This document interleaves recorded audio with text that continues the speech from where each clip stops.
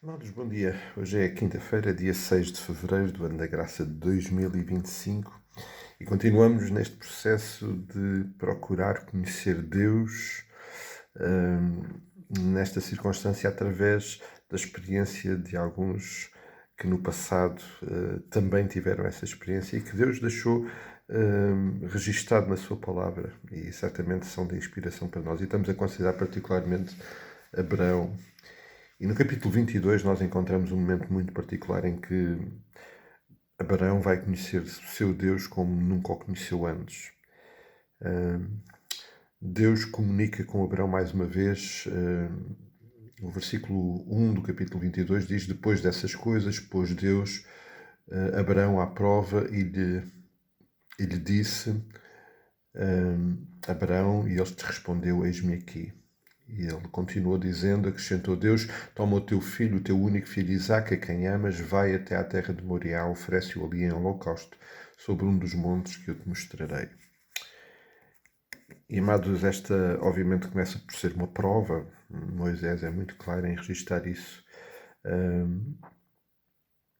Mas é um momento realmente único de Abraão, provavelmente único na história da humanidade. Deus pedir algo tão sério, tão difícil como aquilo que estava a ser pedido a Abraão.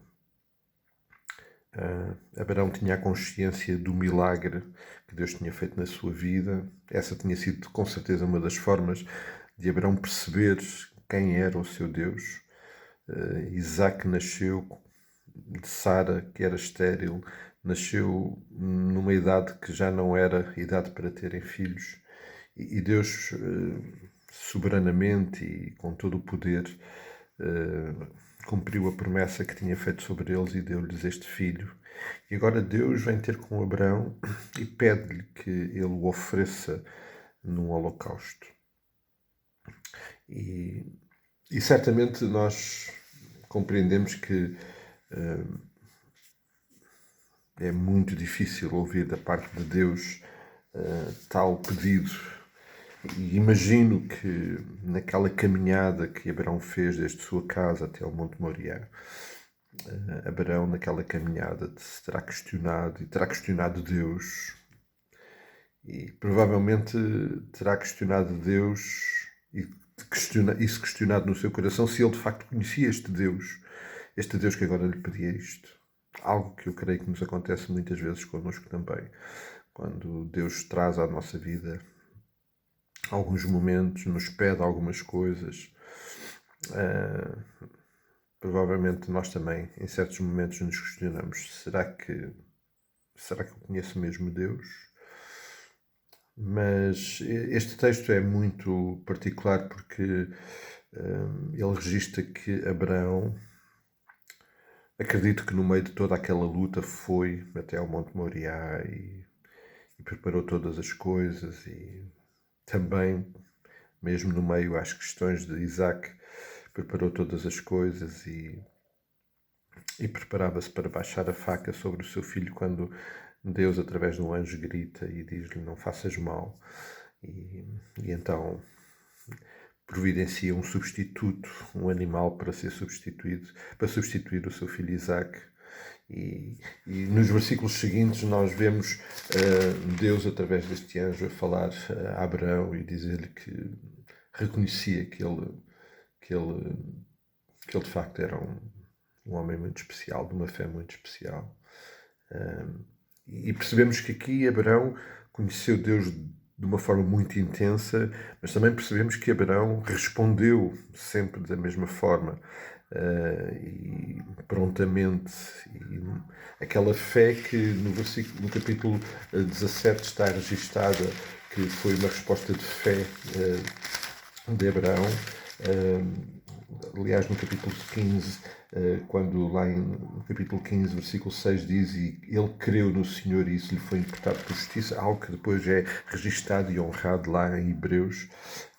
Esta fé foi a fé que o sustentou para neste momento também responder, mesmo não compreendendo e não sabendo porque que Deus estava a fazer tudo aquilo com ele.